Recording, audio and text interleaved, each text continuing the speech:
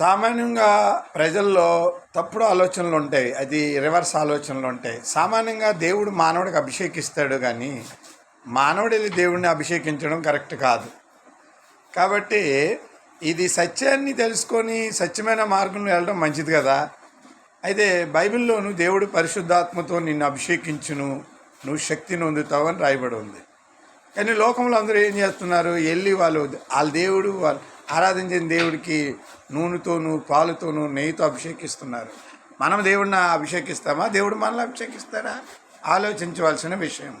Bible గ్రంథంలో మీకు ఒక వాక్యం చెప్తాం. మత్తయి సువార్త 3:11 నేను మీకు బాప్తిజం నీళ్లతో బాప్తిజం ఇచ్చుచున్నాను, అయితే నా వెనక వచ్చేవాడు నాకంటే శక్తిమంతుడు, ఆయన చెప్పులు మోయుటకు పాత్రుడు కాను, ఆయన పరిశుద్ధాత్మతో అగ్నితో మీకు బాప్తిజం